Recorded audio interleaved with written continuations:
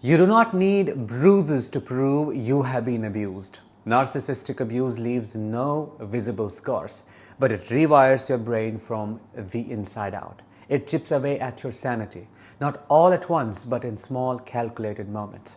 The gaslighting that makes you doubt your reality, the emotional whiplash from love bombing to silent treatment, the subtle jabs disguised as jokes, and the perpetual walking on eggshells. Over time, you do not just feel crazy, you start to function in a way that makes you feel you are crazy. Why? Because you think differently. Should I say you become different? This isn't just emotional damage, it is neurological. Narcissistic abuse changes the structure and function of your brain. It floods your system with toxic stress hormones, impairs memory, dysregulates emotions, and makes you hypervigilant to danger. The longer you are exposed, the deeper the wiring goes. And even after the narcissist is long gone, your brain still behaves like it is being attacked. Let's explore how narcissistic abuse trauma messes up your brain in depth and detail. Hi, I am Danish, a narcissistic abuse recovery professional. Welcome to my channel. If you are new, please consider subscribing because your subscription can help in spreading awareness about narcissistic abuse. When you are exposed to chronic stress, your brain acts and reacts as if you are in a war zone. You see, the brain is designed to protect you from threats. But when that threat lives in your home, sleeps in your bed, or grew you in the womb, your brain does not get a break. Narcissistic abuse isn't one-time trauma, it is complex trauma, chronic trauma. And chronic trauma dysregulates your body's natural threat response system. It hijacks your nervous system and keeps it stuck in a prolonged state of fight, flight, freeze, or fawn.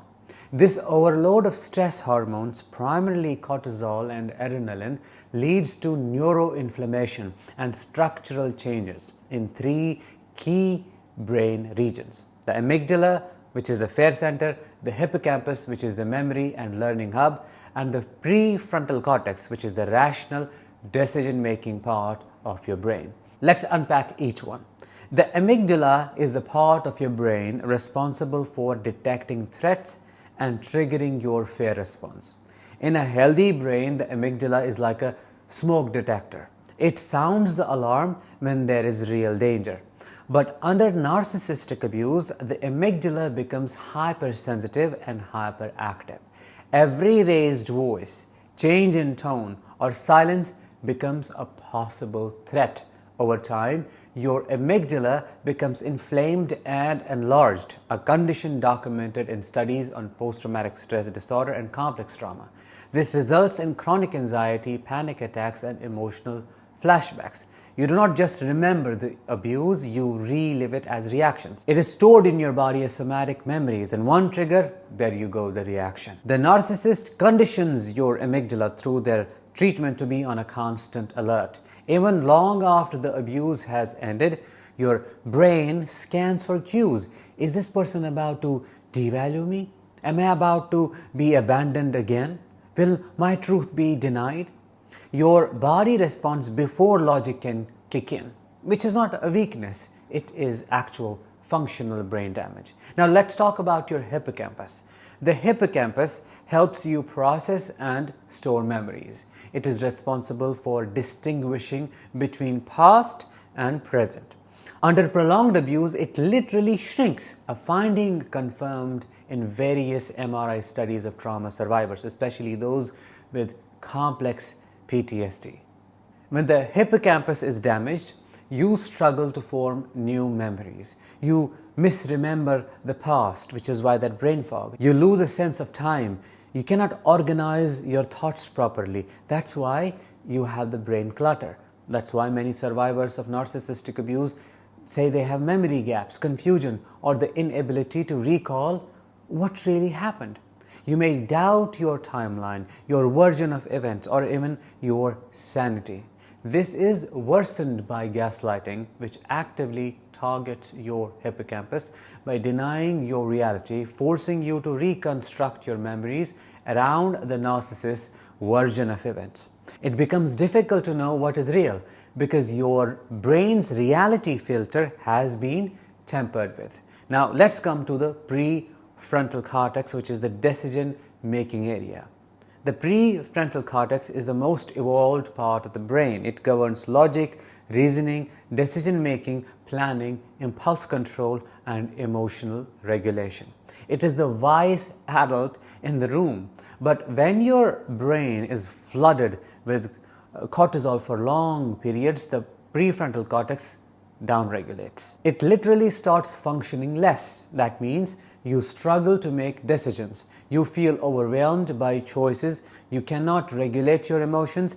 You may react impulsively. You may feel stupid or foggy.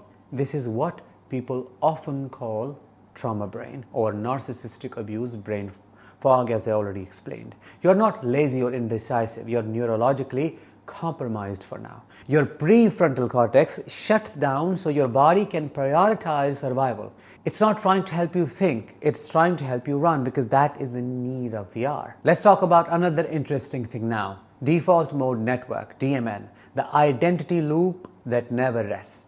Recent neuroscience has highlighted the importance of the default mode network, a network in the brain responsible for self-reflection, internal dialogue, and autobiographical memory.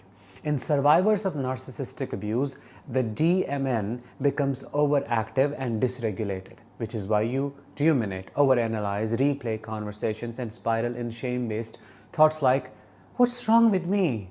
I'm not enough. Why did I let him or her do that to me? Was it really abuse? Maybe I overreacted." This is the brain trying to make sense of a confusing, invalidating experience, but with a broken compass. That's the problem. A narcissist has conditioned you to believe everything is your fault, and the DMN plays that loop on repeat. Your brain becomes a prison where you are both the inmate and the warden. Can you believe that? Now let's talk about the vagus nerve, which is the famous nerve. This is the nerve that controls body-brain connection.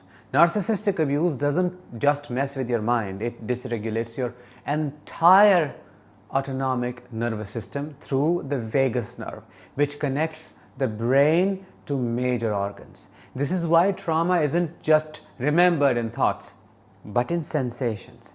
You may experience rapid heartbeat, digestive issues, shallow breathing, chronic pain, migraine headaches. These are not psychosomatic. These are physiological consequences of trauma stored in the nervous system.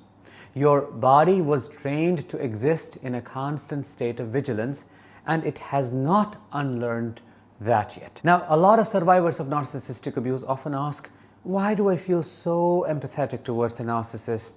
Or why do I feel the feels of other people? Well, that question can be answered by understanding mirror neurons and how empathy distortion happens. Prolonged exposure to a narcissist who do not have empathy impacts your mirror neuron system, the part of the brain that helps you connect and feel what others feel. But here is the twist. Victims of narcissistic abuse often have hyperactive mirror neurons.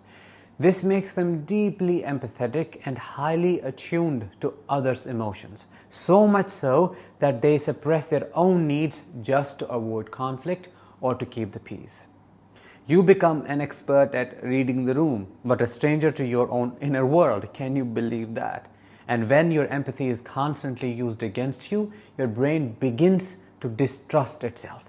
You stop knowing what is real. You second-guess your instincts. You lose your internal compass. This empathy overload is actually neural damage, where your emotional brain has been overused, exploited, and rewired to prioritize survival through submission. Now, I know your question may be, is there a way to rewire the brain to heal it? Yes, there is a good news, which is neuroplasticity. Your brain, though damaged, is capable of healing with the right support and consistency. See, if you get all of those things, you can retrain your brain and rebuild the circuits that were hijacked by the narcissist. Here is what helps. Trauma-informed therapy, especially EMDR, IFS, or somatic-based approaches such as mindfulness and meditation, because they calm the amygdala and strengthen the prefrontal cortex.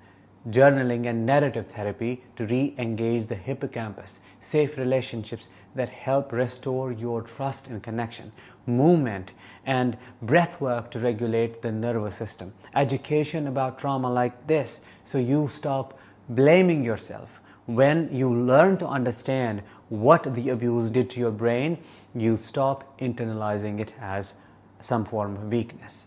Narcissistic abuse doesn't just leave emotional wounds, it rewires your brain for survival at the cost of peace, clarity, and connection.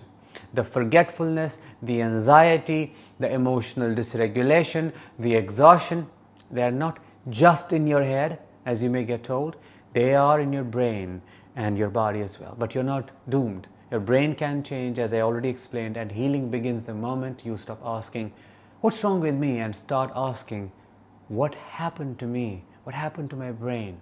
Because once you understand the damage inside out, you can begin to repair it piece by piece, neuron by neuron, memory by memory. You're not crazy. You're not weak. You are a survivor of neurological warfare. There goes a new term for you. And now it is time to take your brain and your life back. How? By letting the healing begin and continue.